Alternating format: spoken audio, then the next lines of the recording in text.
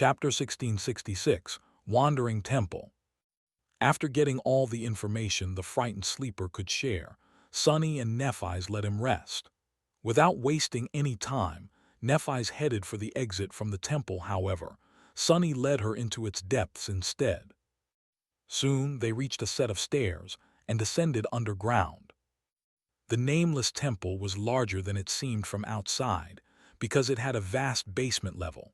In fact, it was almost a perfect copy of the grandiose upper level, with its own great hall, auxiliary rooms, and inner sanctum. There were a few differences, of course. For one, there was no altar in the underground temple. There was no path to the courtyard either. Instead, a towering gate was cut into the marble wall, covered by intricate engravings. When Sonny and Nephi's reached the underground hall, it was bathed in impenetrable darkness. Even the radiant light of the flames burning on her palm could not dispel it. Sonny didn't want anyone to see what was hidden there yet, and so he shrouded everything in the deepest of shadows. And for a good reason. As Sonny had found out after conquering the nameless temple, all citadels had something special about them. Some special qualities were minor, while some could do truly stunning things. Sonny called them components.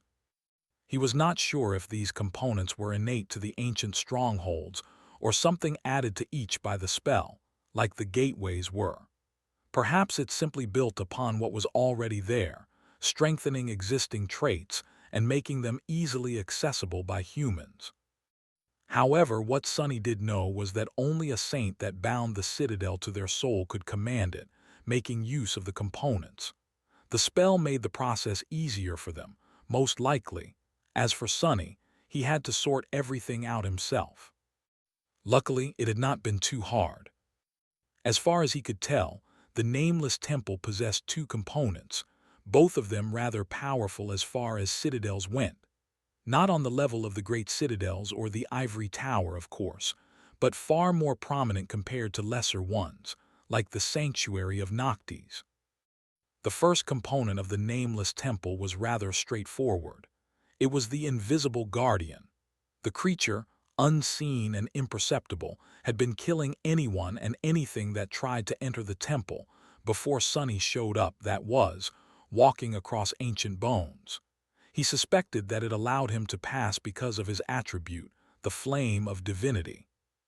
Just like it had allowed him to enter the temple in his first nightmare, because his soul carried the mark of divinity.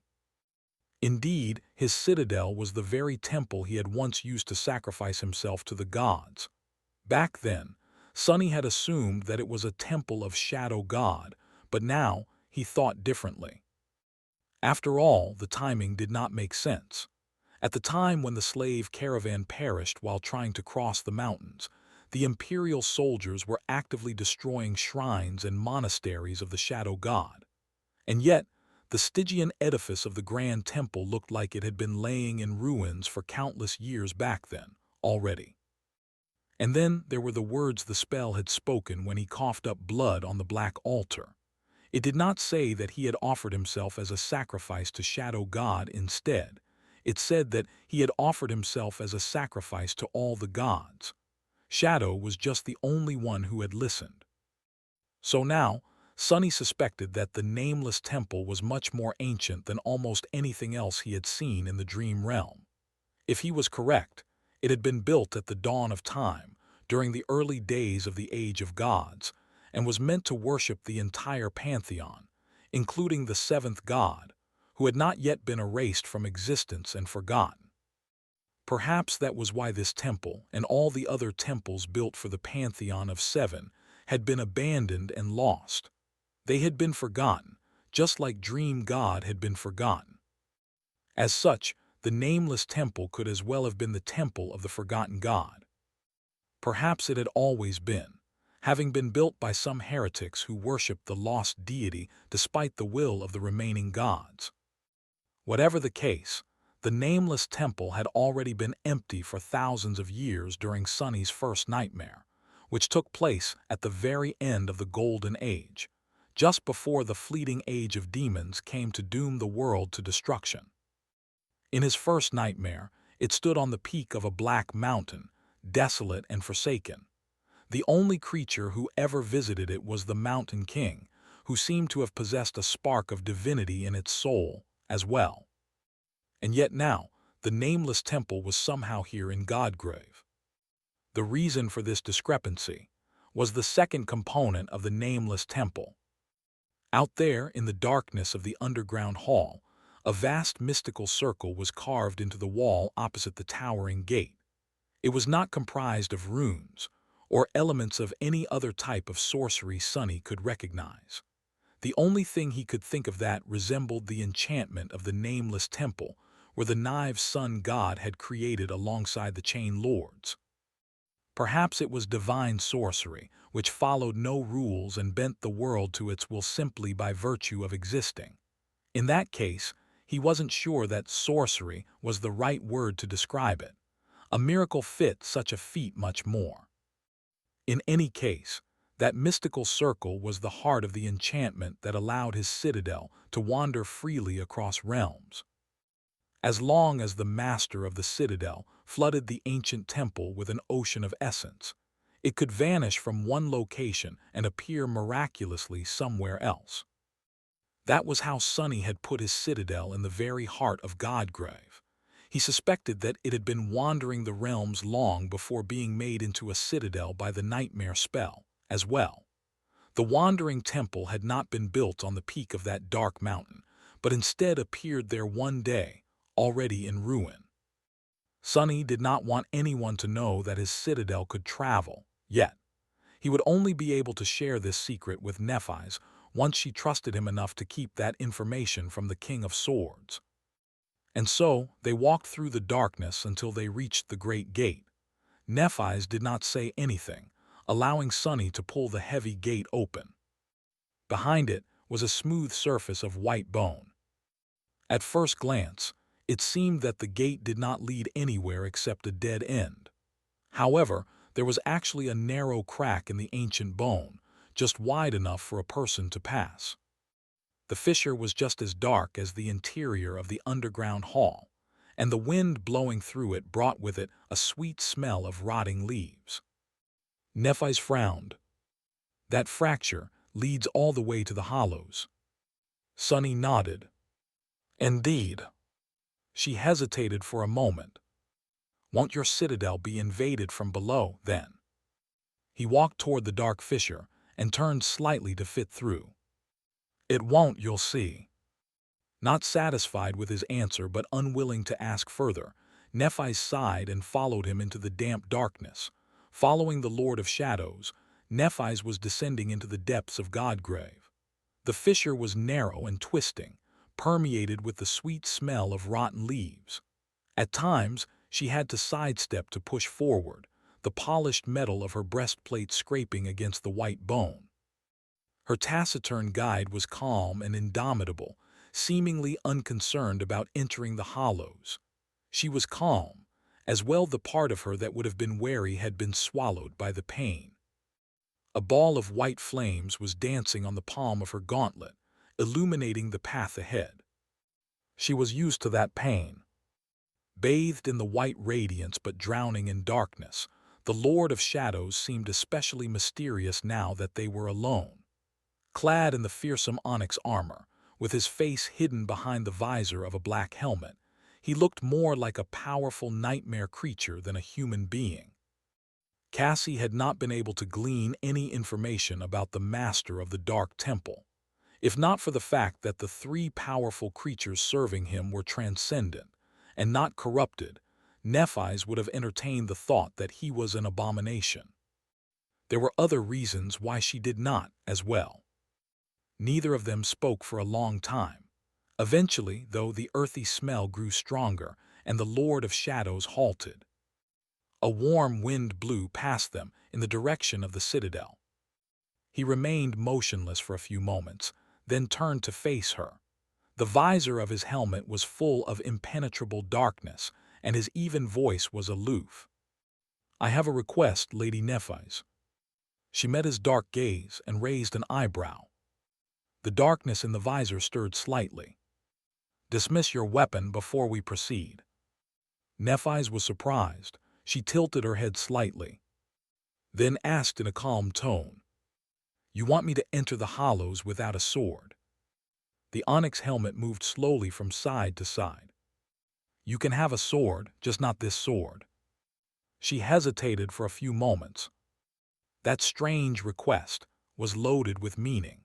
The sword Nephise used, Kinslayer, was a transcendent memory of the seventh tier. Much more importantly, it was a very special weapon.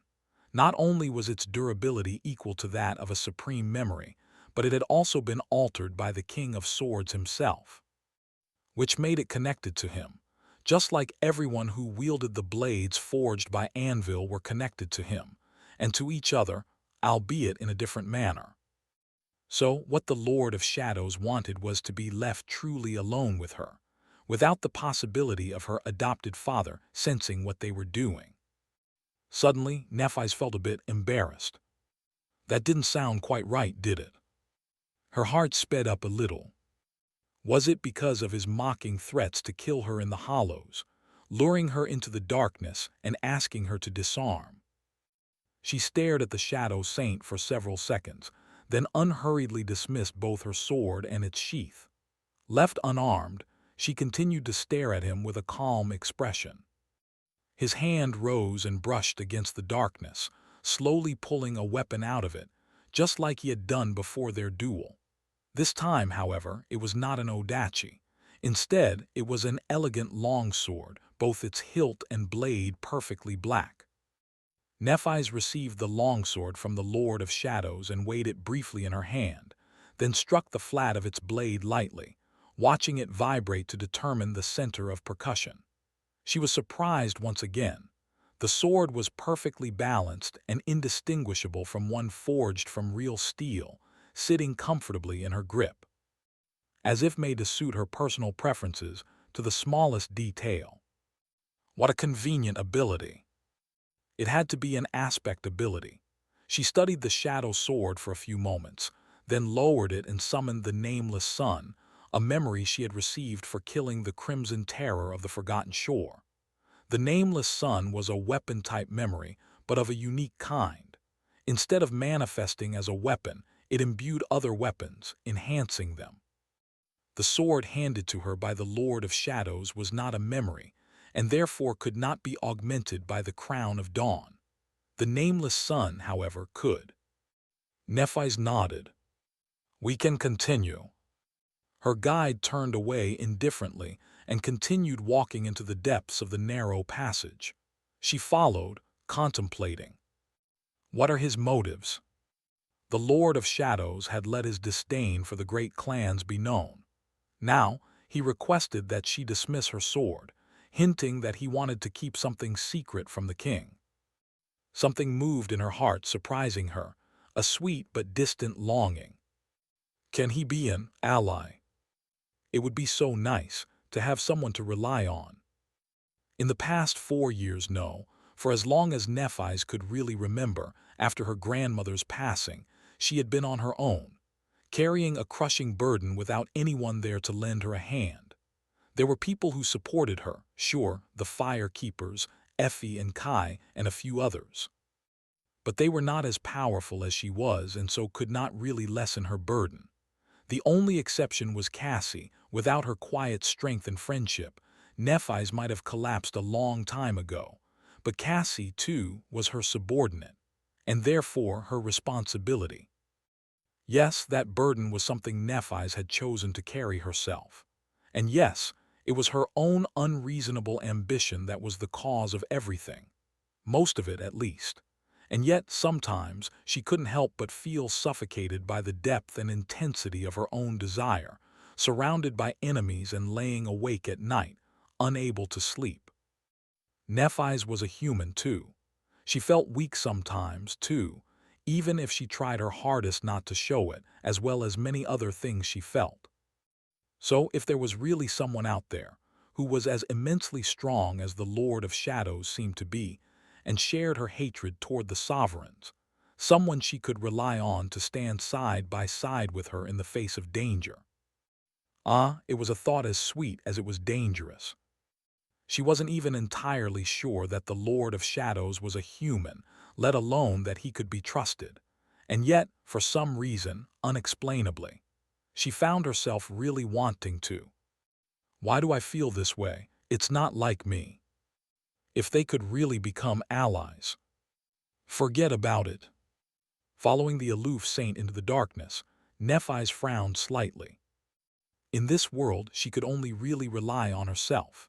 Everyone else would either betray her, abandon her, or stay by her side and perish as a result. From her childhood and to this day, that had always been the truth. And that was all right. She did not need anyone because she alone was enough. Her will was enough, her strength was enough, and her scorching longing was enough. It was plenty. It's strange.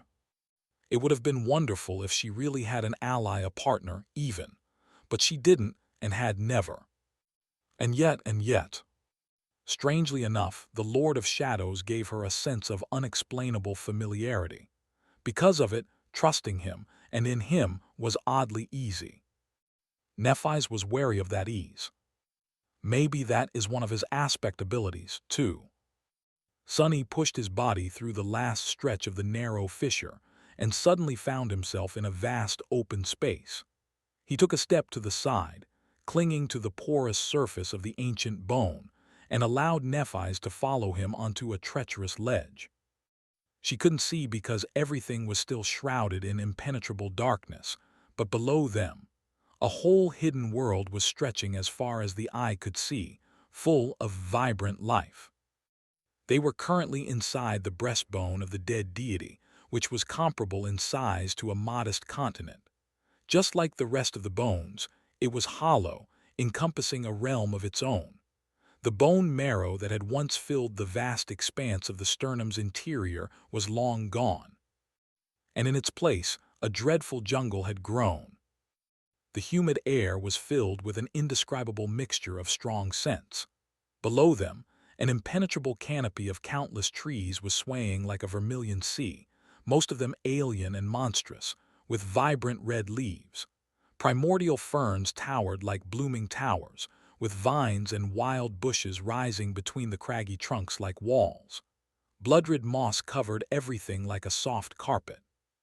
Sonny could not really see colors in the darkness, but he knew enough to guess.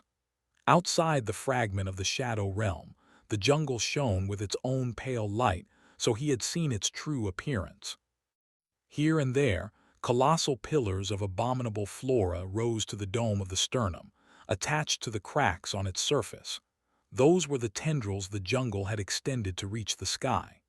It used them to drink diffused sunlight when the clouds hid the sun, regrowing them every time they were incinerated. And of course, there were all kinds of vile things dwelling under the canopy of the subterranean jungle. Hordes of powerful abominations lived here, corrupted, great, and even cursed. Some of them were enormous and grotesque, some so small that it was hard to notice them with a naked eye. All had been baptized by the dire need to be born and grow on the surface, and only those lucky and vicious enough to reach maturity could descend into the hollows and hope to survive here, away from the merciless gaze of the incinerating heavens. The dark jungle was utterly deadly, and most deaths one could find here were utterly horrid. That was the place where Sonny had brought Nephi's after being apart from her for 4 long years. Not exactly romantic. He sighed secretly, then turned his head to look at her. Nephi seemed unperturbed by the darkness, the scent of the jungle, and the indescribable choir of rustling noises that washed over them. There was a calm expression on her beautiful face, her slender body was relaxed, and the point of the sword he had given her was aimed at the ground. The white flame dancing on her palm, reflected in the depths of her calm gray eyes. For a moment, Sonny thought that there was a shadow of some sharp emotion in those eyes, but then it was gone, replaced by her usual reserved composure. "How far are we from the ground?" He hesitated for a moment. "It's better to summon a memory. There is a bit of a fall." She nodded, And then, her alabaster skin ignited with a soft radiance for a short moment. Sunny had expected Nephis to summon the familiar translucent cloak, but instead, a pair of beautiful white wings wove themselves from the light behind her. Nephis gripped the hilt of her sword and then took a step into the emptiness, gliding down with bewitching grace. As she descended toward the jungle, the ball of flame burning in her hand was like a lonesome falling star. He sighed and then followed her down. As Sunny fell, his figure rippled and turned into a black crow, its feathers indistinguishable from the surrounding darkness. Nephis descended into the jungle like a spirit of light, illuminating the twisting trunks of ancient trees and the red moss growing on them. Her wings fluttered once, sending a powerful gust of wind into the depths of the forest, and then disappeared with a soft rustle. Sunny landed behind her, assumed his human form, and stared at her for a couple moments. His thoughts were in disarray. Beautiful, too damn beautiful. He couldn't even imagine how that poor sleeper must have felt, being rescued from the depths of despair, embraced, and healed by someone so breathtaking. A beautiful spirit of heavenly grace who had somehow found him in the depths of hell. Well, it certainly beat being rescued by a sinister demon of darkness like Sunny. Lucky bastard. Making a mental note to keep Dreamer Ray away from the women in his life. God's new Sunny had been burned for saving a sleeper before. Sunny walked forward and gestured for Nephis to follow. She did, keeping silent for a while. Eventually, though, Nephis asked, "Should we be so careless?" Sunny had not made any attempts to proceed with caution, walking forward with wide strides. It was a far cry from how someone should have been acting in a death zone, and especially one as vicious and vile as the great hollows inside the bones of the dead god. It was understandable that Nephis was confused by his attitude, strolling through the deadly jungle as if he owned the place. But he did, in a sense. Sunny shook his head. "We are safe for now." As soon as his voice was swallowed by the noises of the jungle, though they heard a different sound. A deep, hoarse, heavy hiss of something giant breathing. Nephis raised her sword, ready to strike. But there was no need to. A moment later, the trees in front of them parted, revealing a small clearing. On it, a hideous creature was laying on the carpet of moss and rotten leaves. Its body was like a hill of scorched flesh, with terrifying muscles bulging under a rotting black hide. It was vaguely humanoid in shape, but the huge head of the nightmare creature resembled that of a jackal, the slightly parted jaws vast enough to swallow a whole building.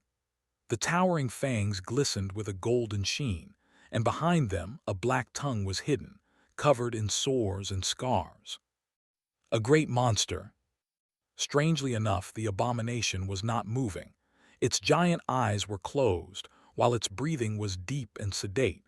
There was no sign that it had sensed them.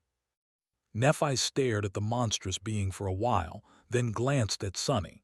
He was treated to a rare sight. There was a hint of doubt on her fair face. "It's asleep." He glanced at the nightmare creature, then nodded. "Of course it's asleep." Not paying the great monster any attention, Sunny walked past it with cold indifference. "I'm the one who put it to sleep, after all." Sunny walked deeper into the jungle, allowing his shadow sense to permeate the rustling darkness. Originally, this place was like a nearly impenetrable barrier, with thick vines and dense undergrowth barring one's path. Not only was the flora plentiful and terribly dense, but it was also predatory and lethally dangerous, even for a saint. But now, the abominable plants were still and docile.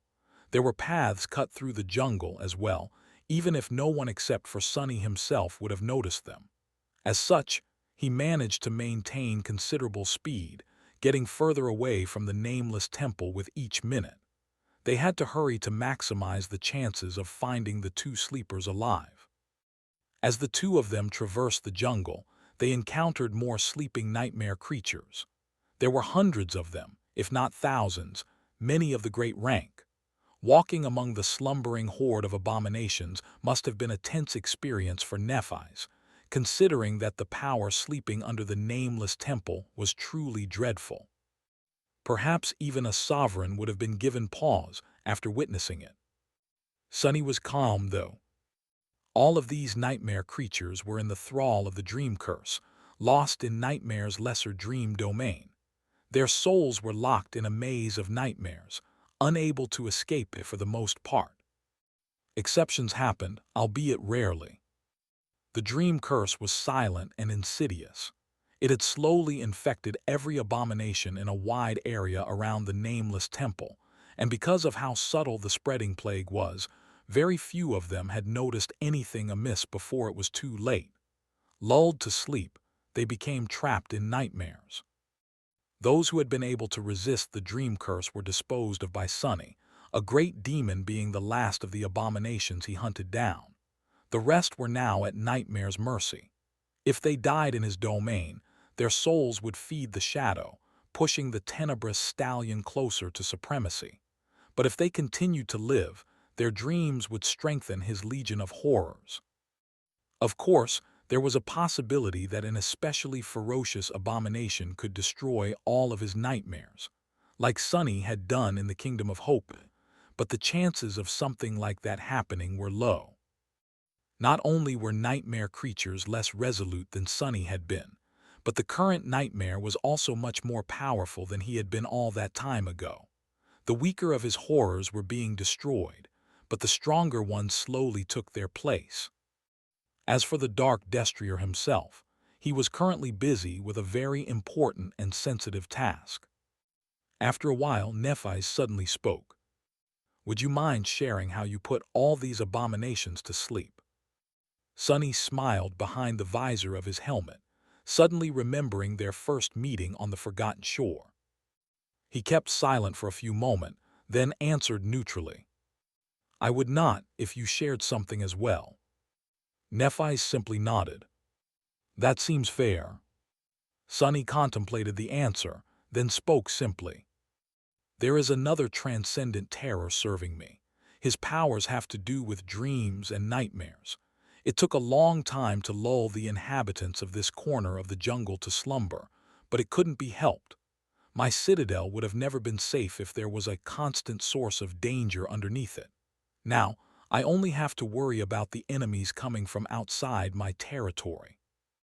Nephis let out a sigh. "I must admit, I am a bit envious. My luck with echoes has never been great." It seemed that way, but actually, if she stopped giving all the echoes she had earned to her companions and followers, the situation would have been different. Of course, Sunny possessed a unique advantage. Unlike echoes, his shadows could grow and evolve to higher ranks. Otherwise, his retinue would not have been anywhere near as powerful as it was now. He lingered for a few moments, then said, his voice even. "My turn to ask then." Sunny considered his words carefully. "I've heard that you are an enlightened master of combat, Lady Nephis, a warrior who understands battle better than anyone else. So, as a master, if you had no other choice, how would you fight a supreme?" Nephis smiled faintly. "I'll assume that it is a hypothetical question." She lingered for a while, then answered casually. "There are numerous ways to fight against a superior enemy, of course. Deception, manipulation, misdirection, all the usual tricks apply, leveraging your advantages while making sure that the adversary is at a disadvantage. But honestly, I wouldn't trust in complicated schemes and ingenious strategies when facing a supreme." Nephis fell silent for a moment and said, her voice devoid of any particular emotion, "At the end of the day, the best way to fight a sovereign is to be a sovereign." Sunny chuckled. "Interesting." It wasn't exactly what he had expected to hear. Nephis was currently in the middle of a grandiose and risky scheme, after all, infiltrating a great clan to take down its ruler. And yet, she was disparaging such an approach, saying that the best way to kill a supreme was to first become a supreme. Was she having doubts about her plan? or preparing to execute a different one altogether. No, that was impossible. She would never be allowed to challenge the fourth nightmare, let alone return from it and live.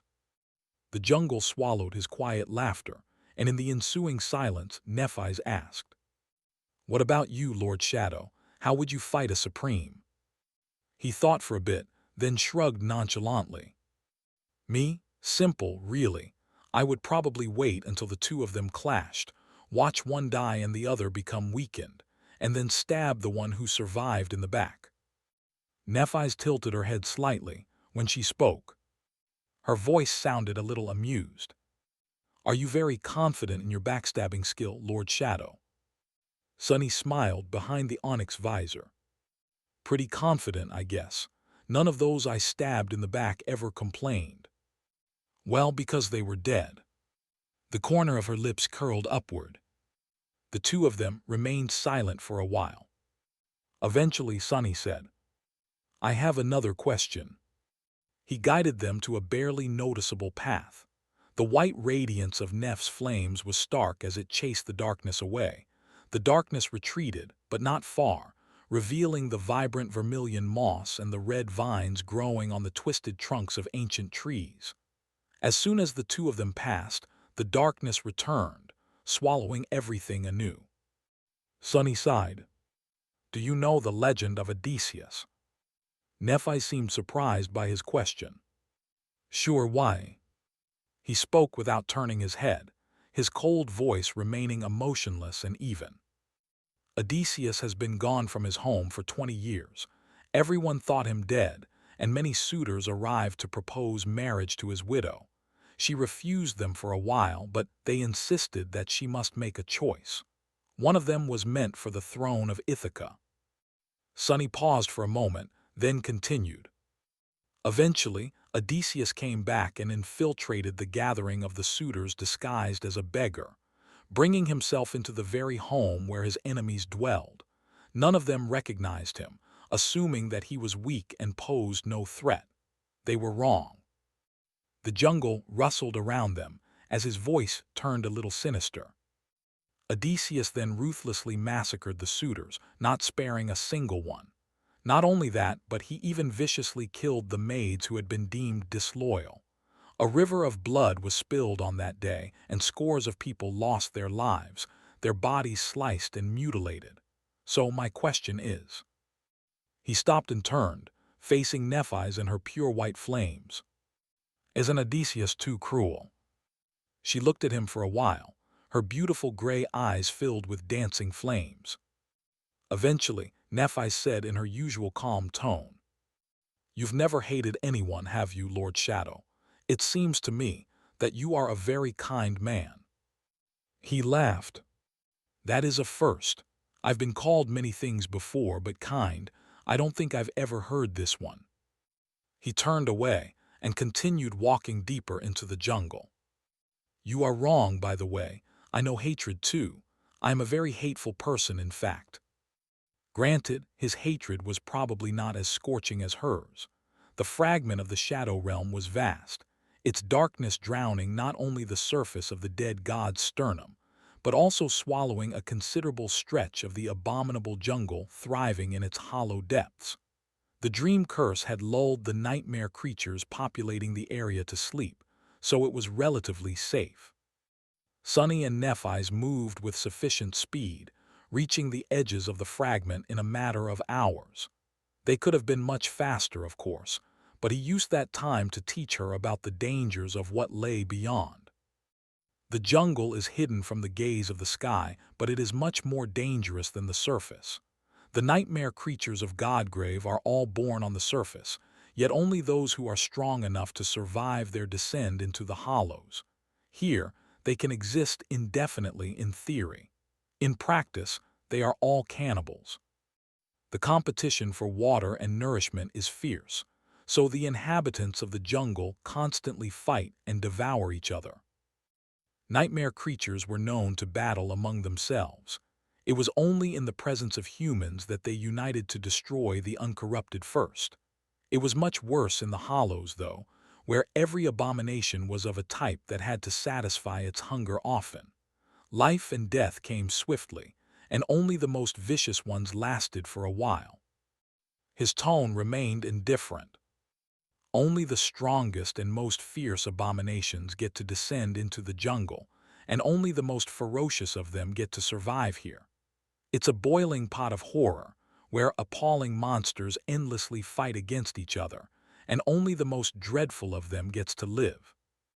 As a result, the average power of a nightmare creature from the Hollows is truly daunting, and has been constantly growing for centuries. Nephi sighed behind him. Doesn't it remind you of something? Sunny shrugged. It's a bit like a demented, accelerated version of evolution, I guess. She looked at a sleeping abomination nearby, a contemplative expression on her face. I was thinking that they are just like us. He remained silent for a moment. I'm not sure I follow. Nephi's looked away from the nightmare creature and used her sword to slice apart a thick vine that barred her path. Her voice sounded a bit wistful. The spell sends human youths into the first nightmare, and only those who are strong enough get to return. Then it tosses them into the dream realm, where they need to constantly fight for survival. To grow stronger, they need to consume nightmare creatures or each other. So, we humans aren't that different from the abominations of Godgrave. Sunny smiled darkly. The parallel was indeed there. It was just that the pace of human advancement was magnitudes faster than that of the nightmare creatures here in the Hollows. What had taken the abominations thousands of years could very well be accomplished by humanity in less than a century. The spell was cruel but effective. He shrugged. In any case, this jungle is teeming with great nightmare creatures. There are cursed ones here, as well. I'll do my best to help us avoid them today. There are some corrupted abominations, too. These ones are too weak to contend against the stronger creatures, so they have developed many vile survival strategies. His face twisted behind the onyx visor. Many are tiny and aim to burrow into your flesh. Most are venomous. Some lure their prey into a helpless state with mind attacks or illusions. Pretty much all of them are great masters of disguise, blending in with the jungle. Try to rely on your hearing more than you do on your sight, and if we encounter a swarm of vermin, don't hesitate to burn them all to ash. Sunny's own most glaring weakness was that he did not possess means of dealing potent damage over a large area. So, he was vulnerable to vast swarms of tiny parasites. In that sense, having Nephi's with him was a boon. Her ability to control incinerating flames covered for his weakness. They had always made a good pair in battle. He smiled quietly. Everything I mentioned can be applied to the plants here, as well. This abominable jungle is just as predatory as the nightmare creatures populating it. So, be wary of things that seem like they can't move, too. Nephi's remained silent for a while, then said, her tone slightly amused. I see that you've chosen a lovely place to live, Lord Shadow. A bit deadly, though. He chuckled. Don't you live in Bastion, Lady Nephi's? That place is far more deadly, I think. She didn't answer, perhaps expressing agreement. Slowly, the impenetrable darkness around them receded. They were approaching the boundary of the fragment. Not long after that, the true appearance of the subterranean jungle finally revealed itself. Sunny and Nephi stopped, looking at the wild expanse of vibrant forest in front of them. The hollows were mostly dark, but there were towering pillars of light falling from above here and there. Those were the cracks in the dome of the ancient sternum. Currently, each was connected to the jungle by colossal tendrils of vines, moss, and vermilion growth, each functioning like a twisted sky bridge. When it rained on the surface, great waterfalls fell from the cracks, washing over the jungle and causing devastating flash floods. When the veil of clouds was torn, the vertical bridges ignited in a grandiose conflagration and turned to ash, which rained on the jungle and fertilized its soil. The cracks in the bone weren't the only source of light in the hollows, either. The jungle itself glowed with dim crimson light, many iridescent plants growing in the damp darkness. They were feeding on diffused sunlight through the vines extended to the surface, and then slowly released it, emanating light and heat. The sight of it all was alien, eerie, and frightening, but also darkly breathtaking. Letting out a quiet sigh, Nephise dismissed her flames and studied the jungle for a few moments. Then she closed her eyes and listened to it. Eventually she said, "I don't think we'll make it in time if we proceed on foot. Should we fly?" Sunny glanced at her and hesitated for a moment. "I'm not that great at aerial combat at the moment. Flying will be much faster, yes, but also much more dangerous." Nephise thought it over, then nodded calmly. "Then let's fly." According to what the sleeper had told them, his two friends were not very far from Sunny's territory.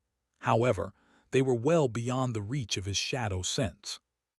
It had taken the youth 2 days of wandering to stumble upon the fragment of the Shadow Realm, where he was picked up by Saint. The only reason he had survived such a journey across Godgrave was because Nephise and her people had burned away most of the nightmare creatures on the surface, clearing a path to the vicinity of the Nightmare Temple. Sunny could traverse the distance a sleeper could walk in 2 days in a couple steps, but using Shadow Step in such a manner was bound to consume a vast amount of essence, especially if he had to bring Nephise with him. Transporting her and 2 more humans all the way back was out of the question, unless he wanted to find himself severely weakened in the middle of a death zone, not to mention sabotaging his other 2 avatars. In short, he would rather move in a less wasteful manner. Flying suited him fine. As Nephise was summoning her beautiful wings, Sunny extended his shadow sense outward. He was cautious about exploring the abominable jungle. There were many nightmare creatures here who could feel his gaze, and were not shy about gazing back. Soon his expression darkened. "We will proceed slowly." The white wings appeared in a gust of wind. Illuminated by a soft radiance, Nephise raised her hands to tie her silver hair up. Stopping what she was doing, she raised an eyebrow and glanced at him, slightly confused. "Haven't we decided to fly in order to save time?" Sunny stared at her for a couple of moments, then slowly looked away. "Yes, but if something truly powerful notices us, we'll be stalled, maybe even forced to escape. So we will traverse a dozen kilometers or so at a time. I'll scout for danger when we stop." He pointed to one of the vine bridges stretching toward the dome of the hollows. "Head there first." Nephise remained motionless for a few moments, then nodded and bent her knees slightly. Then she jumped powerfully, raising a gust of hurricane wind with one flap of her wings. Sunny dissolved into the shadows and followed her as a black crow. The 2 of them soared above the dense canopy of red leaves and flew swiftly to the distant pillar of vines. As they did, countless gazes followed their flight. Not good. A vast swarm of appalling creatures suddenly rose from the jungle, moving to intercept them like a buzzing cloud. Each abomination resembled a mosquito, if mosquitoes were the size of dogs and had glistening bellies full of rotten blood. Sunny let out a resentful caw. "Am I going to have to summon Serpent?" Before he made a decision, however, Neph's black sword suddenly ignited with blinding white radiance. She swung it in the direction of the approaching swarm, causing a single radiant spark to glide above the jungle, seemingly carried by the wind. A moment later, the white spark suddenly blazed, and a hurricane of flame was born from it, enveloping the swarm. Burning abominations fell down like a rain of white fire, disappearing into the damp vermilion canopy. Those that had not been immolated slowed down, trembling. Nephise was shining with a pure white radiance. Flying above the jungle, she was like a small sun, and if there was one thing that the nightmare creatures of Godgrave feared universally, it was the sun. A moment later, those abominations that had avoided the initial conflagration were swallowed by the flame as well. Just like that, the swarm was eradicated. Sunny observed the scene incredulously. Damn, how convenient. Sunny had a lot of ways to deal with abominable giants and ferocious beasts, but these misbegotten pests had caused him so much grief in the past year now, he didn't even have to move a talon when they appeared. Hugging Changing Star's thigh was so great. Those firekeepers were living the life. A minute or two later, they reached the vine bridge. Neff's sword lashed out once again, this time without being augmented by her flames. Nevertheless, the decapitated body of a hideous primate monster plummeted down, crashing into the jungle with a thunderous noise a dozen seconds later. Nephi's landed on a thick stalk of a red vine, using the vambrace of her armor to clear the wall of the living pillar of poisonous thorns. Then she thrust her gauntlet into the moss to find a handhold. Half standing and half hanging above the abyssal drop, she observed the jungle, her eyes calm and focused. Sunny in his crow form landed on her shoulder. Nephi's glanced at him briefly, but did not say anything. He extended his shadow sense forward once more, sensing several truly powerful adversaries hiding under the thick canopy, not too far away from their position. One was already ascending the sky bridge, hidden from sight by the mess of red leaves. The best way to proceed would be. He jumped off Neff's shoulder and glided forward, taking a smooth turn to the right after a couple of seconds. She followed. Just like that, they hopped between pillars of vegetation, not spending more than a few minutes in the air each time. There were other abominations that attacked them in the process, swarms of weaker ones, and truly harrowing creatures as well. The strongest of them was a great monster shaped like a crimson python, who had been pretending to be a part of the vine bridge. The creature's disguise was so thorough that Sunny did not notice it at all. Nephi's, however, did.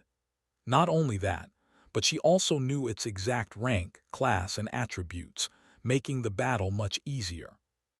Cassie must have been helping her from all the way in Bastion. In the end, Sunny used shadow manifestation to immobilize the gargantuan python, while she severed its head with several merciless strikes of her sword. The battle was short, but fierce. It was so intense, in fact, that the commotion attracted the attention of other, much more dangerous beings. Luckily, Sunny and Nephi's escaped before other abominations reached the corpse of the great python and clashed for the right to devour its massive body, making the jungle quake. Despite the fact that the two of them had not met in 4 years, and that she did not even remember him, their cooperation was as seamless and comfortable as it had been before. They moved like two parts of a single whole without having to say or signal anything to each other, raining death upon their enemies. Sunny had missed that feeling. All in all, he had never had such an easy time traveling across the hollows. Before too long, they reached the approximate area that the sleeper had described. The pillar of vines he had used to climb to the surface, at least, was the correct one. Now, they had to find the dead tree under which the other two youths were hiding. If they were still alive, of course. Curse it! Sunny's mood turned somber when he saw what lay beyond the towering pillar. Out there below them, swallowed by the jungle almost entirely, was a vast ruin. Sunny assumed his human form, standing on a twisting stalk of a giant vine side by side with Nephi's. Sunlight was streaming from above, illuminating her slender figure. His, however, was hidden in the deep shadows, almost imperceptible.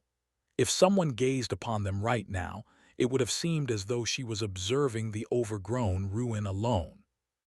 The ruin was vast and sprawling, but most of it was swallowed by the jungle. Only a few crumbling stone edifices rose above the canopy, covered in red moss. It was hard to recognize them as man-made structures, but the awakened were experts on all things having to do with ruins. The dream realm was littered with them, after all. Nephi's tilted her head a little. Ruins. I didn't know that humans once lived here in Godgrave. Sunny remained silent for a few moments. Godgrave was densely populated once, in fact. There was a fairly advanced civilization thriving here. The surface was just as deadly, and I can't say anything about the sea of ash below. But there are many ruined cities in the hollows, some of them as large as the lesser population centers in the waking world. She glanced in his direction, seeing only the darkness. I didn't know that you have such a keen interest in ancient civilization, Lord Shadow. He smiled. Those who forget the past are doomed to repeat it in the future. His words vaguely hinted at a double meaning, but he didn't say anything else. In any case, Nephis was right. Sonny did indeed have a keen interest in ancient civilizations. He always had, even back in the Dark City. Solving the mysteries of the past appealed to some hidden part of his heart. The thrill and charm of exploring forgotten ruins was the closest thing Sonny had to a hobby, maybe. In a perfect world, it would have been one of his life's passions. However, his interest in the ruins of Godgrave was special. The dead civilizations of the Dream Realm had always been one and the same for him. The people were different, the histories were different, but they all belonged in the pages of the same book.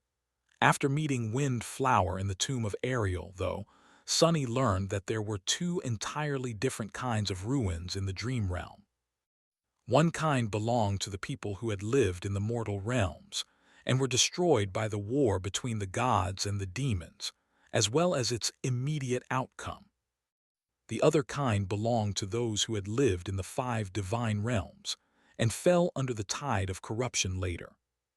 The difference between the two was very important. The latter civilizations had been infected by the nightmare spell before their eventual fall. Just like the people of the waking world, the 6th divine realm were. The ruins in Godgrave belonged to the second kind, because Godgrave had once been a divine realm. If Sonny was correct, then this harrowing place was what remained of the sun god's world after it had been swallowed by the dream realm. The immolating white void hidden behind the veil of clouds, the sea of ash below it had to be the broken realm of the Lord of Light. If so, then the people of this realm must have survived the conclusion of the Doom War. The gods were dead, the nightmares of the forgotten god were slowly devouring the scattered lands, the dream realm was being born. But here, a thriving civilization survived and persisted, building populous cities in the bones of the colossal skeleton. He could only imagine how strange and vibrant this civilization had been, with vast cities rising in the glowing jungle, great waterfalls pouring from above, to create swift rivers that would disappear without a trace a few days later. The vast sternum must have been the heartland of that civilization, with satellite kingdoms rising inside the ribs, and most remote cities being built in the arm and leg bones of the dead deity. But then the nightmare spell had descended, and just like the people of the Twilight Sea, the inhabitants of Godgrave failed to meet its dire challenge, being swallowed by the flood of nightmare gates. Now they were gone. Even the memory of them was gone. The world they had called home was now part of the dream realm. All that remained were these overgrown ruins. Both Sonny and Nephis looked at them with the same emotion, even if they both hid it. Would their world be swallowed like this one too? Would their people disappear like these people had, one day soon? Sonny sighed and sent his shadow sense into the ruin. After a while, his expression turned grim. Sensing that the shadows around her grew darker, Nephis shifted and asked, her tone a little somber, "Are they dead?" He shook his head slowly. "I have a piece of good news and a piece of bad news, Lady Nephis." He paused for a moment, then added with cold indifference, "The good news is that the 2 sleepers are still there, in the ruins." She looked at him with a frown. "What is the bad news, then?" Sonny took a step out of the shadows, bright sunlight reflecting from the surface of his onyx armor. The crack of his visor, though, still brimmed with impenetrable darkness. "They aren't the only ones there. How the hell did that boy survive?" Out there, hidden in the canopy of the jungle below them, numerous shadows were moving slowly, each belonging to a powerful nightmare creature. He had never seen or sensed abominations like these before, but simply from the depths of their shadows, he knew that they were powerful. And there were a lot of them. These sleepers must have found the deadliest nest of nightmare creatures in the area to use as a hiding spot. Their luck, well, I don't even know if it's amazing or utterly terrible. They won't survive for much longer, but having survived for that long is already a miracle. She nodded calmly. So we fight then. Sunny stared at her for a few moments. Or we grab them and run. Nephi shook her head. I don't think that will be possible. He frowned, not knowing what she meant. A few moments later, though, he understood. The bright light falling on them from high above suddenly grew many times brighter, becoming almost blinding. The clouds. And a split second later, the great pillar of vines they were standing on shuddered, the upper part of it turning to ash. As the tendrils that the subterranean jungle had extended toward the surface all moved and started to fall, torrents of flame spreading swiftly toward their roots, Nephi's jumped off the stalk and dashed forward, toward the ruins, and away from sunlight. Don't dally. Cursing silently, Sunny jumped after her, this time neglecting to turn into a small crow. Instead, he turned himself as light as he could and glided on the wind, descending in a somewhat controlled fall. He sighed heavily and then grinned, his eyes glinting with excitement. I guess that means that we are going to fight. The Lord of Shadows broke through the canopy and disappeared in the jungle, landing noiselessly in the ruins. Nephi's folded her wings and fell toward the sea of red leaves to follow him. A moment later, she landed in a small clearing. The vermilion moss softened her landing, but she could feel the solidness of stone under her feet. There were crumbling structures all around her, most swallowed entirely by the vines and creeper plants. Some of the plants glowed beautifully, dispelling the deep darkness. The ruin of the ancient city was suffused with light, shadows, and ethereal twilight. The glowing plants emanated heat, as well, so the humid air under the impenetrable canopy of rust-red leaves was suffocating and sweltering. Nephi's inhaled deeply, her alabaster skin glistening with moisture. It's hot.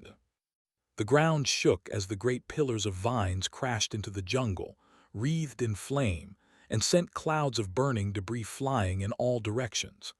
Ash fell down like snow. A few fiery meteors landed in the ruin, as well, starting small fires here and there. Nephi's dismissed her wings and closed her eyes for a moment, listening to the jungle. Far away, there was a cacophony of indescribable sounds. The nightmare creatures populating this vibrant hell were on the move, incited to frenzy by the destruction of the sky bridges. But here in the ruins, everything was relatively quiet. The jungle rustled and whispered with 1,000 voices, but its tone was no different from how it had been before. Which was bad.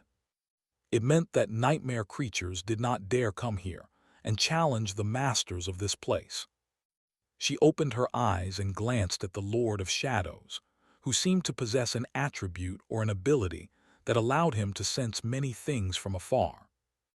It was impossible to tell his expression, of course, because the mysterious man never revealed his face. His figure, however, was just as cold and aloof as ever. He didn't seem concerned, and strangely enough, that calmed Nephi's as well. How close are we to the sleepers? His tone was indifferent, competing with her own as far as inexpressiveness went. A few kilometers. She stared at him silently for a few moments. Do I sound this way too, by chance? Emotionless, aloof, and deadpan, kind of haughty. She coughed. It was not that she did not have feelings. It was just that she had spent most of her formative years sheltered in solitude. So when other children learned how to use their voices and faces to express nuanced emotions in the company of their relatives and peers, she had not. Who was she supposed to express her feelings to if no one was around? Communication was an acquired skill, as well. Nephis knew how to do all these things now, of course. She had to, as a public figure. But her default state was still the same, reverting to how she had been in her childhood. She frowned. Well, anyway, what about the nightmare creatures? The Lord of Shadows raised a hand, and a graceful Odachi suddenly appeared in it, its serpentine steel as dark as a moonless night. There were no swirling sparks that usually appeared when memories were summoned, and almost no time passed before the black blade manifested itself into reality. Already moving in our direction. Nephis nodded. No time to waste then. Using the longsword he had given her, she sliced a path through the vines and moved forward. The Lord of Shadows followed behind her, his steps not making any sound whatsoever. It was as if he was not there at all. As they made their way deeper into the ruins, the jungle tried to kill them. There were plants that tried to entangle them and pull them into pits of viscous digestive fluid. Vile critters fell from above, aiming to slither under their armor. Glowing flowers swayed beautifully, sending clouds of flesh-eating pollen into the humid air. Nephis had long summoned her helmet. When thick vines moved to imprison her, she cut them. When revolting millipedes and grotesque ticks fell on her from the branches above, she sliced them apart. When clouds of pollen, spores, and poison tried to envelop them, she uttered the name of the wind, destroying them. What a terrible place! The Lord of Shadow simply walked behind her, not doing anything. He seemed perfectly content to use her as a pathfinder, only giving directions when Nephis was getting off course. Aren't you going to summon your echoes? He answered succinctly. No, do I need to? Nephis gritted her teeth. Those powerful creatures under his command were protecting the citadel. Was he worried that her fire keepers would come under harm without them, or that his citadel would be harmed by the fire keepers without anyone keeping an eye out? In any case, the Shadow Saint seemed to believe that just the two of them would be enough to escape these ruins alive. Nephis felt a little pleased by his vote of confidence, but also a little incensed. For some reason, Morgan has a lot of echoes too. Morgan had become much stronger after transcending. The defeat in Antarctica seemed to have tempered her character, too. And it was not as if Anvil coddled her, the opposite, in fact. And yet, there was a huge difference in how Clan Valor treated its true daughter and its adopted daughter. Granted, Nephis suspected that the harsh treatment she received from the King of Swords was actually a sign of affection. He had not given her any powerful echoes, though. It was fine for Morgan to have better equipment than her, but the Lord of Shadows, too. Just when she was considering making a remark, against her better judgment, a soft voice resounded in her mind. Neph. She was already raising her sword. A great beast is approaching, some kind of a construct or maybe an undead, very strong, be careful. A moment later, she sensed it.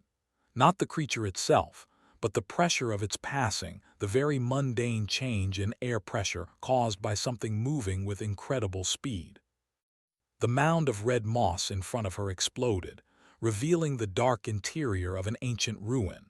From it, surrounded by flying pieces of moss and shards of ancient stone, an eerie creature appeared, wielding a strange weapon.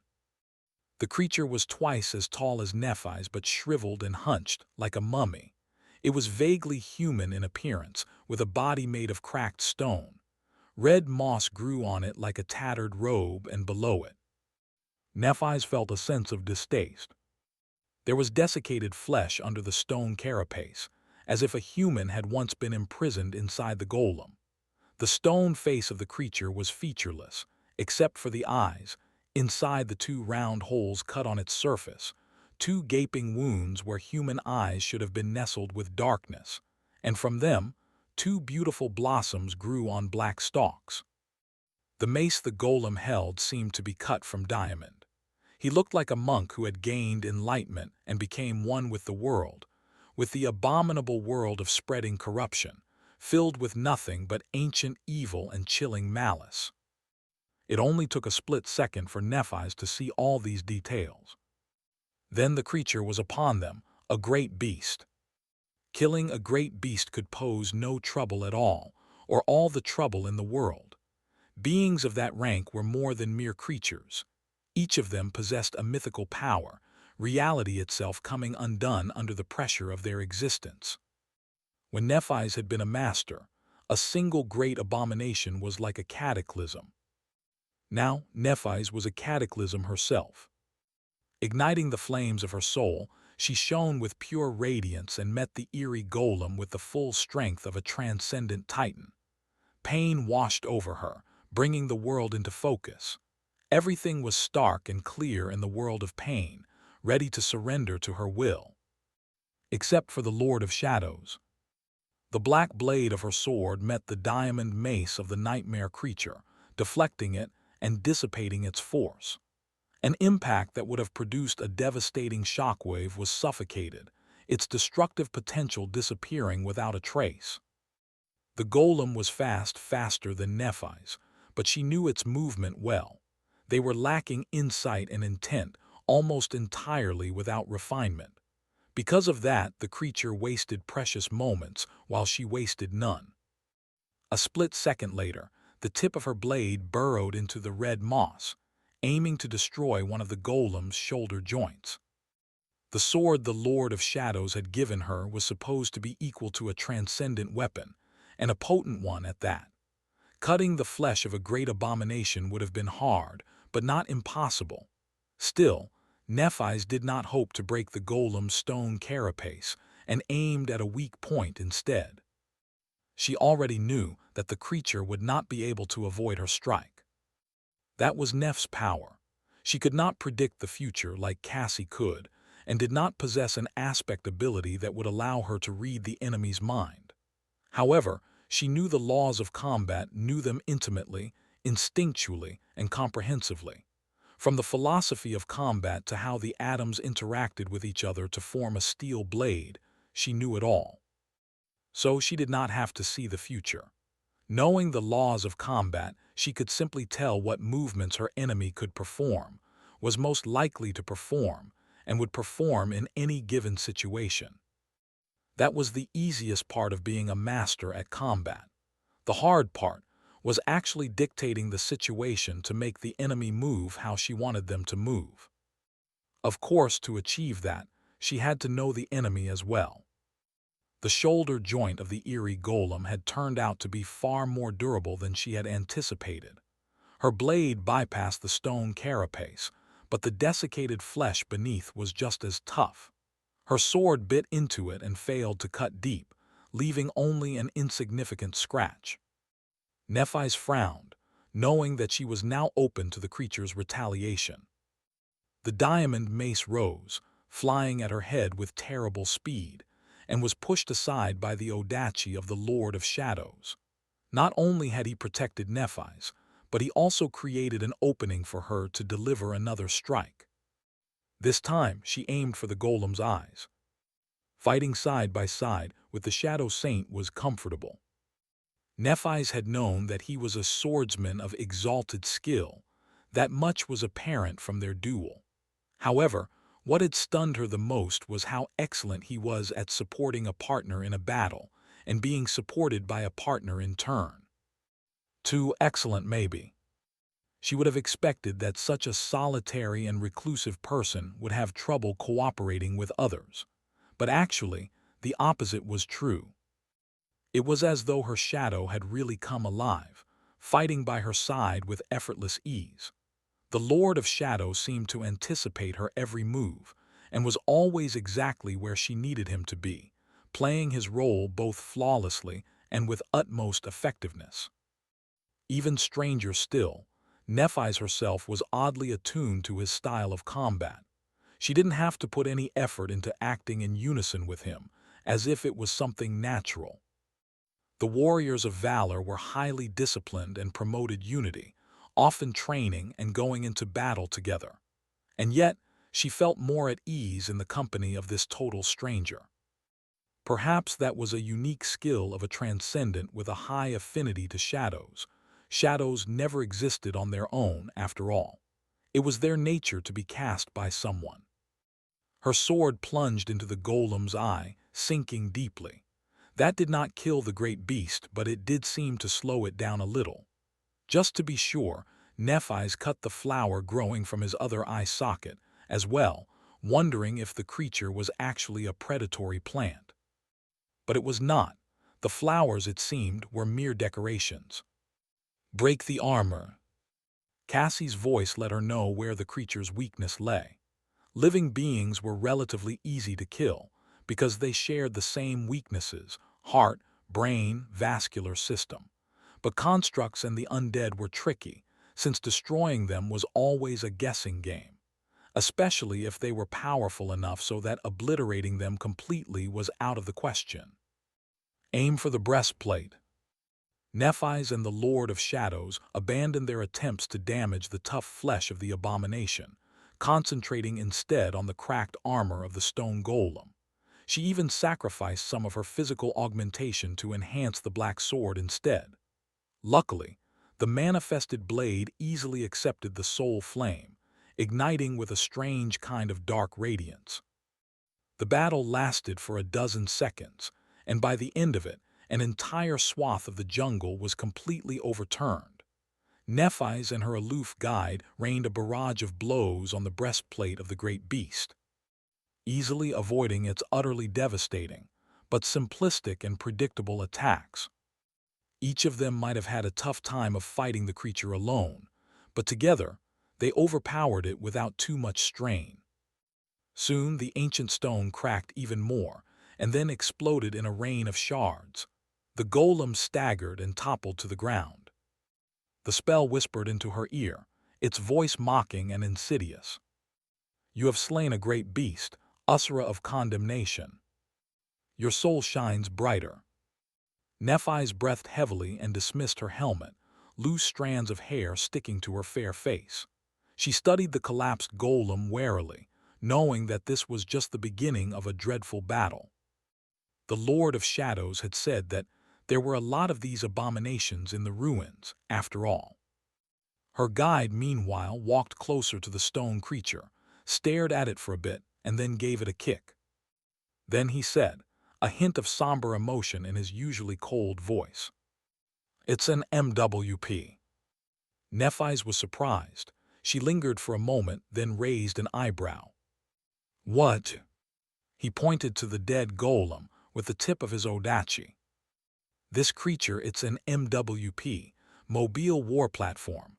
Well, I guess it's more of a powered armor suit. Mundane soldiers use them in Antarctica. The Lord of Shadows remained silent for a while, then sighed. The mummified corpse inside was an awakened warrior, and this golem is the power suit he wore. Of course, it was powered by sorcery, not technology. His voice slowly returned to the usual indifferent nonchalance. They were defenders of this city, I guess. The jungle, which had been like a rustling ocean, was suddenly absolutely quiet.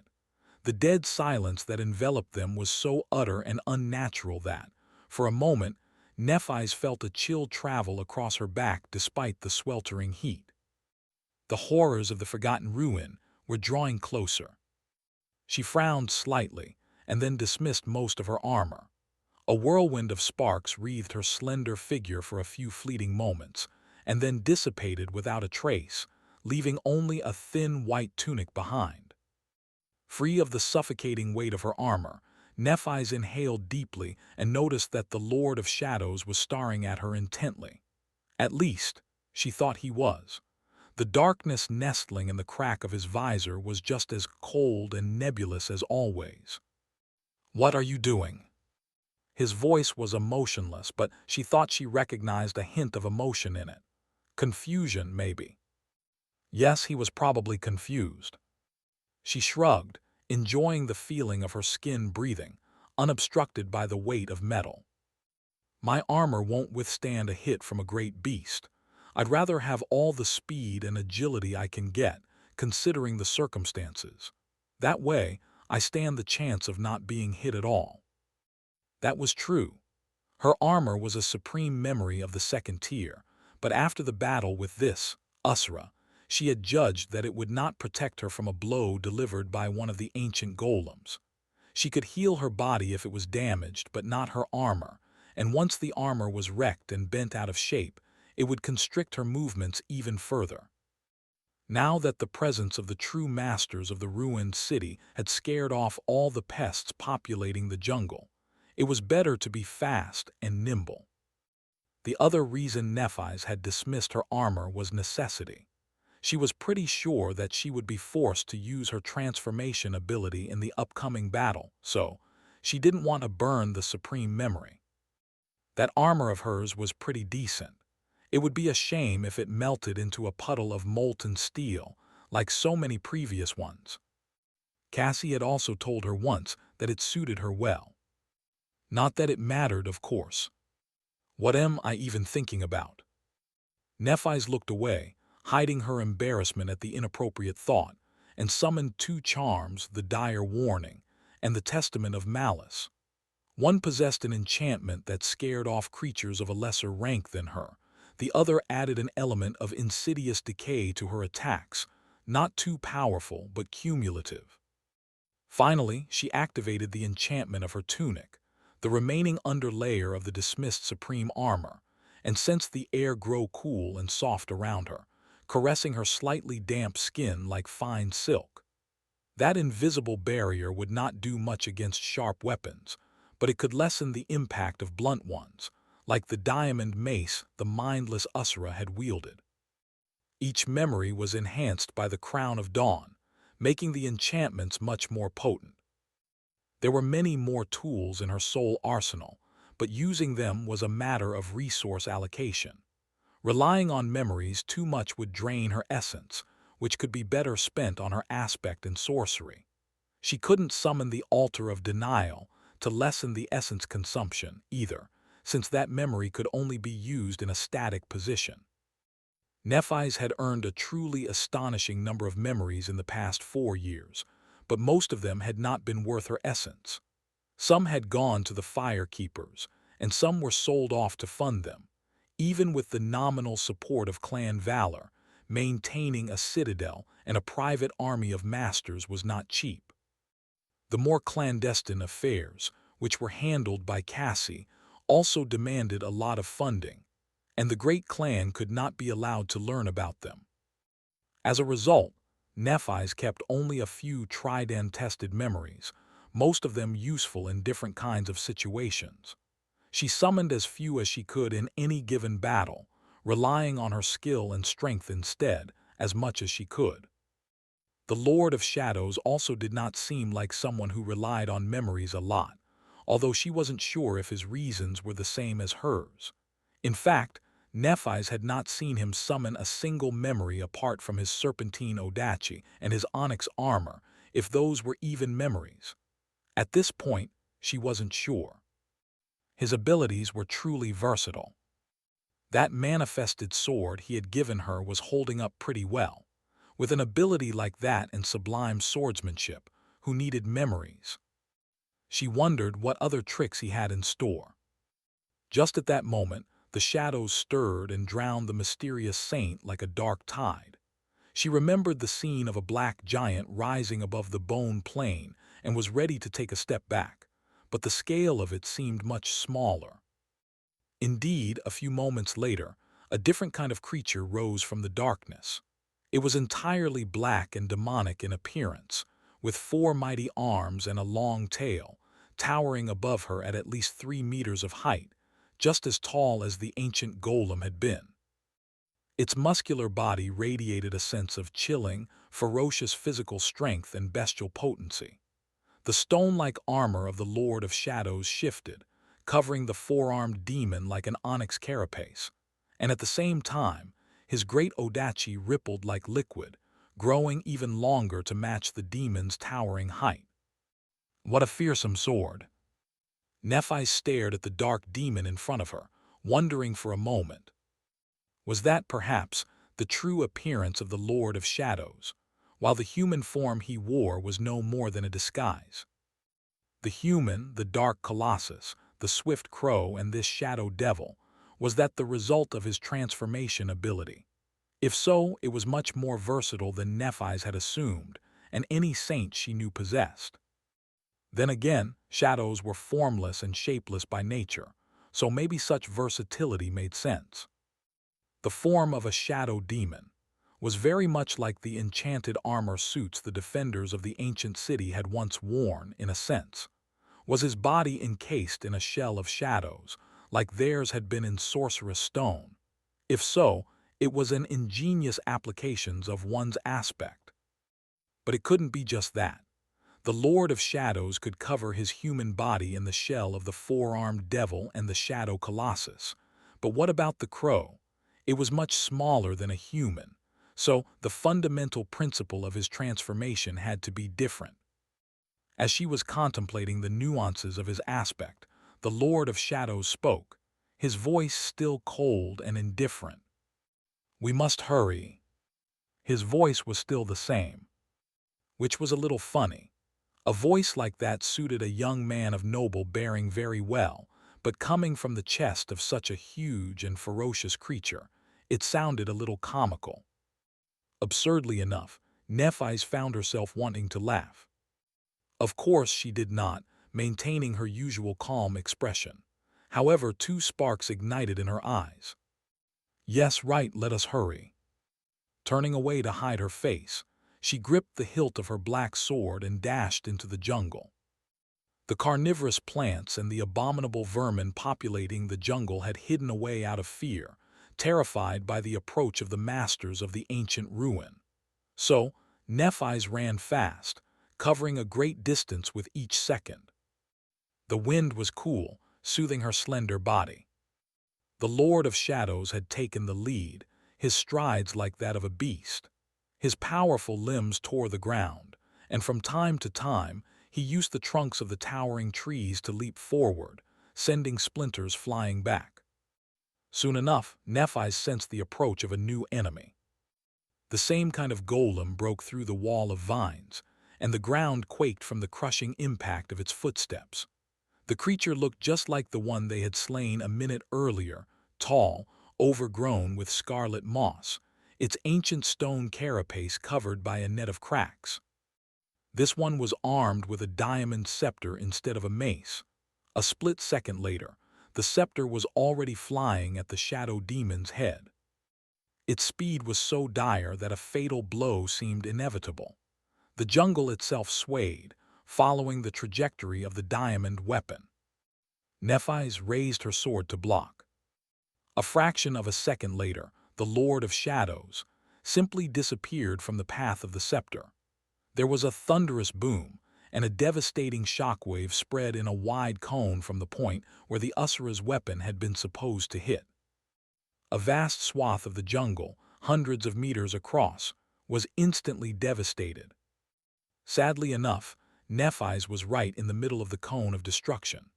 The sword she had raised cut through it, sharp and indomitable, allowing her to continue moving forward without slowing down too much.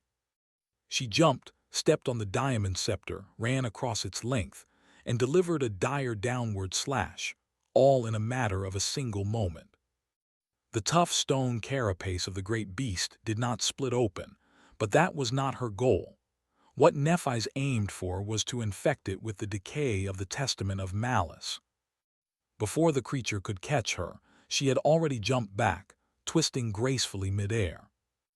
The Lord of Shadows appeared from the darkness behind the creature, his enormous odachi falling down like the blade of a giant guillotine. In that demonic form, encased in fearsome onyx armor, he was no less imposing than the abominable Usura. The might of his strike was so terrible that the knees of the great beast buckled, its feet sinking deep into the moss. The ground itself split open. Stone shards shot into the air like shrapnel. There is another one. Towering above the kneeling nightmare creature, he used two of his hands to grab its head viciously, locking it in a chokehold. His other two hands turned the black odachi downward, and drove its tip into the crack infected by the decay of the touch of malice.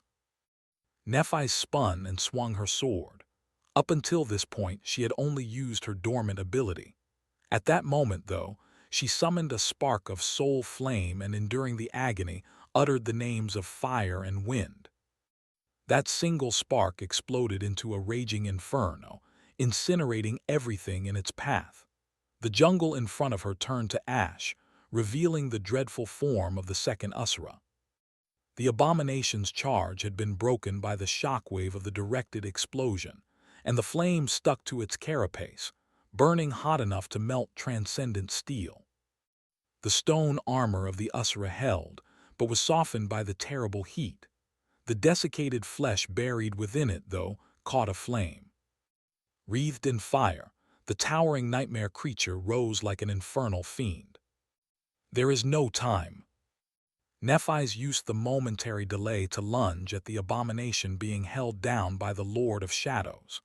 Knowing how to destroy one, they could dispose of it with relative speed, but a great beast was a great beast. It was already a miracle that it could be wrestled to the ground by a saint. Her sword blazed with brilliant radiance, absorbing the full augmentation of her titanic soul. There was an explosion of blinding light, and the abomination's stone carapace crumbled. The joint attack of light and shadow had overcome its decaying resilience, and the perfect unity of their murderous wills had overcome its will to live. The kneeling Asura slowly fell, the diamond scepter slipping from its grip. The second nightmare creature was almost upon them. With cold darkness nestling in the crack of his visor, the Lord of Shadows growled deeply and strained his mighty body. Nephi's ducked as the massive corpse of the slain Asura was tossed into the air, its dire mass crashing into the burning abomination like a siege ram. After that, they made short work of the staggered creature. She killed the first, while the Lord of Shadows killed the second. 3 great beasts in just as many minutes. Even for Nephi's, that was a remarkable result. But it was still not fast enough. Without even stopping to retrieve the supreme soul shards, the two of them rushed away. More of these terrible creatures were coming, and the survival of the 2 sleepers was hanging by a thread. As they ran, the Lord of Shadows spoke suddenly. "This place, we might very well die here." His voice was even and clear, as if he didn't care either way. Nephi's answered succinctly, long accustomed to feeling the cold breath of death. "That is true." He lingered for a moment. "Is it really worth it to die for a couple sleepers?" She jumped over a fallen tree, landed nimbly, and lunged forward with stunning speed. "It is." To her it was a strange question, but then again, people often misunderstood her. She had answered honestly, but the question itself was wrong and misguided. Because she wasn't risking her life for these sleepers. The sleepers were merely a circumstance, but what she was ready to die for were her principles. She believed that saving these teenagers was the right thing to do, and so she wanted to do it. And it was also the right thing to do because she wanted to do it. Before, a long time ago, Nephi's had been truly powerless. She watched fearfully as everything their family possessed was taken away. Their heirlooms, their wealth, their home. Even people who surrounded her were either killed or chased away one after another, disappearing without a trace. Their absence had left a scar. Perhaps because of that, she didn't value material possessions and many other things that people usually held dear. The things she valued the most were inside of her, and therefore could never be taken away. Her beliefs, her principles, her will. As long as she held fast to that, nothing could scare her, and nothing could make her feel truly powerless. However, while these things could not be taken away, they could be lost. She could betray herself and thus discard them. It was the easiest thing in the world to lose oneself. Then she would truly have nothing. The thought of that was too appalling, much more terrible than death. And so Nephi's would rather die. It didn't matter if she risked her life for 2 sleepers or to fulfill her greatest desire. To her, both were one and the same. Both were expressions of herself, and therefore equally important. The Lord of Shadows laughed. Why? Hadn't she already told him that it was because she wanted to? It was simple as that, and as deeply complicated as that as well. She had long given up on trying to explain herself to people, but somehow Nephi's felt that maybe the Lord of Shadows would be able to understand. Running as fast as she could, Nephi smiled faintly. Because otherwise I wouldn't be me. A towering golem made from crumbling stone, its cracked body overgrown with red moss, raised a hand. There was a corpse entombed within it. The soldier of an annihilated civilization had perished thousands of years ago, but their sorcerous armor still lived, infected by an abhorrent corruption. The creature, an Usra of condemnation, was holding a diamond cleaver in its hand. When the cleaver rose, the world seemed to tremble in fear. When the cleaver fell, reality itself seemed to split apart. A giant tree, its adamantine bark hard enough to resist the end of days, was cut down in one slash and toppled slowly. The wind raised by its fall fanned the flames that had been spreading through the jungle, and bitter smoke permeated the air. The tree had been dead for countless years, and its heart had long rotted away. There was a cave-like hollow between its roots, which was now revealed. 2 terrified sleepers had been hiding in that hollow, and were now hugging each other as they looked at the sinister abominations in horror. The diamond cleaver rose again, spelling their doom. Before it could fall down to reap their lives, however, an equally menacing fiend appeared from the darkness, crashing into the great golem with a ferocious growl. It had sharp claws, twisting horns, and a long tail, its bestial body encased in a fearsome onyx carapace. The darkness itself moved, shrouding it like a mantle. And a moment later, the eyes of the 2 sleepers widened. A beautiful young woman, wearing a fluttering white tunic, fell from above. Surrounded by pure light, her skin was fair and flawless like polished alabaster, and her silver hair shone brilliantly in the dim twilight of the jungle. Her figure was slender and graceful, and her beauty was breathtaking. She held an incandescent sword in her hands. Landing on the shoulder of the ghastly golem, she delivered a terrible blow and severed its damaged neck. The headless abomination continued to resist furiously even after being decapitated. But the strange pair, the fearsome demon of darkness and the beautiful spirit of light, cooperated seamlessly, swiftly bringing it down. The diamond cleaver shattered and fell apart. The stone carapace crumbled. The mummified corpse that had been entombed within it turned to ash. The creature was dead before the falling tree collapsed to the ground, making the ancient ruin quake. Nephi's jumped off its corpse and inhaled slowly. The Lord of Shadows had been wounded in that last clash, but his towering body was already repairing itself. She was unscathed for now. Most importantly, they made it to the 2 sleepers in time. Turning around, she walked to the remains of the giant tree and looked into the hollow space between its roots, where 2 ashen-faced teenagers were staring up at her with wide eyes. Both were girls, their faces smeared with ash and dirt. One of them seemed to maintain a shred of composure, holding the other tightly. The other girl didn't look too good and seemed to be slowly falling unconscious. The first sleeper opened her mouth and said, stuttering, "You're changing star." Nephi smiled in an effort to calm the girl. That calming smile was not natural to her, but she had practiced her communication skills diligently. After all, she was both a leader and a public figure now. Knowing how to make the right impression was one of the skills she had to master, and had mastered despite not having an innate talent for it. "Yes, I am Saint Nephi's of the Immortal Flame Clan. This is Saint Shadow of no clan. We are here to bring you two to safety." The young girl lingered for a few moments, looking at her with a complicated expression. That expression was not what Nephi's had expected. "Is she wary of me?" Eventually, the girl nodded and said in a tone that was meant to be steady, but betrayed a slight tremor, "I am Tamer of the Sorrow clan." Ah. Nephi's lingered for a moment. Sorrow was a vassal clan of Song, so this girl was technically her enemy. It was indeed a bit awkward. The Lord of Shadows stared at her, as if curious to see what she would do.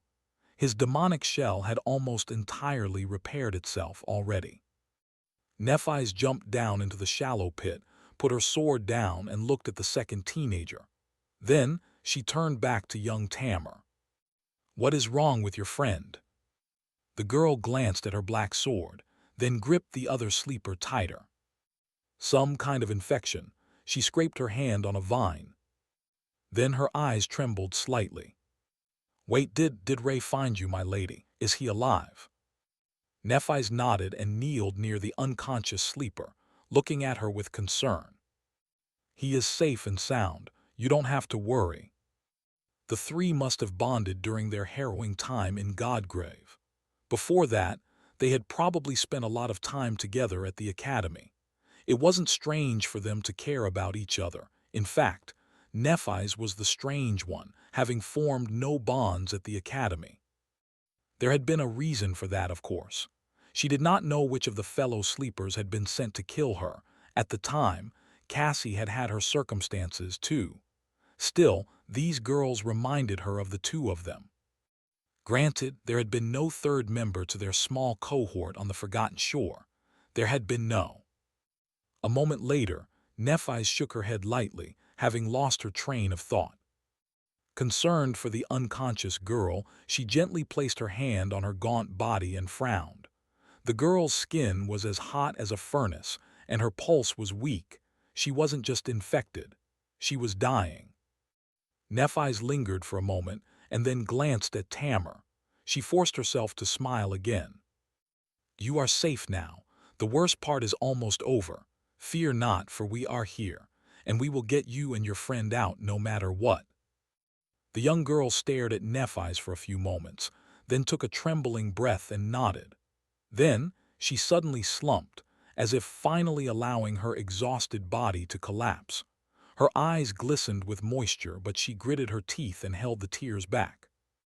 Thank you, Lady Changing Star." Nephi's nodded and turned away, secretly gritting her teeth. Then she activated her dormant ability and endured the blinding pain, sending a wave of healing flame into the second sleeper's body. The infection was persistent and had spread to the girl's heart. Nevertheless, it was burned away by the purity of soul flame, leaving no trace behind. It just took a little longer than Nephi's had expected. She healed most of the damage dealt to the body of the unfortunate sleeper as well. The shadows around her stirred, betraying her companion's restlessness. The Lord of Shadows spoke from above. "They're drawing close." At the sound of his voice, Tamer flinched and looked at Nephi's, trying to hide her fear. This is Godgrave, isn't it? Can we really escape?" Nephi's dismissed her flames and took a deep breath. "Of course, I promised, didn't I?" The young girl stared at her for a few moments, then nodded gravely. "I'll trust in you, Lady Changing Star. I'll strive to survive no matter what." Her voice sounded resolute. Neff's smile faltered for a moment. "Good, strive well." While saying that, she could already feel it. A spark of longing igniting in the soul of young Tamer, and then turning into a gentle flame. Connecting the two of them together, and making her a tentative part of Neff's nascent, unrealized, almost non-existent domain. Nephi's had not been dismissive when she answered the question posed by the Lord of Shadows. How could one kill a supreme? After years of striving bitterly to maneuver herself into a position where resisting the sovereigns was not a foolish, futile, and frivolous delusion, she had come to understand that the only plausible way to defeat them was to attain supremacy herself. Years ago, she had come back to the waking world after an eternity of being lost in the dream realm, defeated and broken. Back then, she had made a decision to join the great clan Valor, knowing that there would be no better way for her to come to know her enemy. When Nephi's killed a nightmare creature, she dissected the carcass to examine its anatomy and learn how to slay such abominations better. But she couldn't dissect a great clan, so joining one was the best way to study the enemy from within. She had also harbored other aspirations, to earn the trust of the King of Swords and therefore place herself in a position where striking him down would be tenable. Nephi's was a master of combat after all, of which deceit and misdirection were integral parts. Life wasn't that different from combat. Her life was not, at least. But although she had attained some success in her ambition to infiltrate the great clan and become trusted by its king, the more Nephi's learned about the enemy, the more hopeless her burning desire to vanquish the sovereign seemed. Even if she knew everything there was to know about Valor, and even if the King of Sword lowered his guard one day, she wasn't confident at all that she would be able to defeat him, despite all her power as a transcendent titan. So Nephi's had to become a supreme titan instead. The problem was that she was not allowed to even try. Times had changed, and there were many more awakened, masters and saints walking the world today. The sovereigns had relaxed their iron grip on achieving greater power a little, but they still demanded fealty from the absolute majority of transcendence, and would certainly never let someone rise to the throne of supremacy and become their equal. Anvil and Kai Song could not even tolerate the existence of each other. How could they allow someone else to become their rival? Not to mention someone like Nephi's, who had a perfectly justified reason to hate them and plot their downfall. They would never let her challenge the fourth nightmare. Even if she found a suitable seed, entered it without permission, and survived, she would be slaughtered immediately after returning to reality. The might of a sovereign lay in the power of their domain, after all, and hers would not be established yet right after achieving supremacy.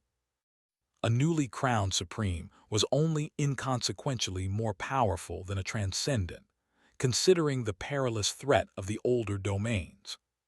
For these reasons, there was only one path for Nephi's to take. She had to attain supremacy without the help of the nightmare spell, by following in the footsteps of the awakened from ancient times. Not only that, but she had to do it in secret. Needless to say, that path was just as problematic. Nephi's had learned a little about how the ancient awakened walked the path of ascension from Anak. However, the old priestess had not known anything about the leap between transcendence and supremacy. After all, there had been no supremes in Weave. In fact, the only sovereign of the river civilization had been the Serpent King, a stranger from a realm consumed by the nightmare spell.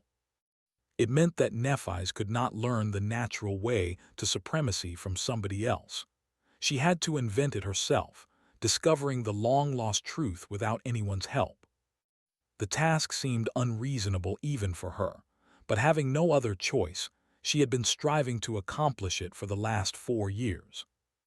She had not been able to come anywhere near becoming a sovereign, but she was mostly sure that she had discovered the key to supremacy, or rather, the correct lock to it. Just like the awakened of ancient times learned to control their essence before forming their soul cores instead of the other way around, Nephi's believed that she had to realize a domain first to become supreme. The nightmare spell gave humans a chance to challenge the fourth nightmare, attain supremacy, and therefore the ability to manifest a domain. However, without the nightmare spell, Nephi's had to claim that authority herself. It was her ability to be the ruler of a domain that would make her a sovereign, and not the other way around. However, she had no clues about how to manifest a domain, either. In the beginning, that was. Now, 4 years later, Nephi's was at least on the right track, at least she thought she was. The secret to going further on the path of ascension was, reasonably, hidden in the changes that the soul of a living being underwent during transcendence. The soul of a saint broke the limits of the mundane and expanded, coming into contact with the world and becoming intertwined with a part of it.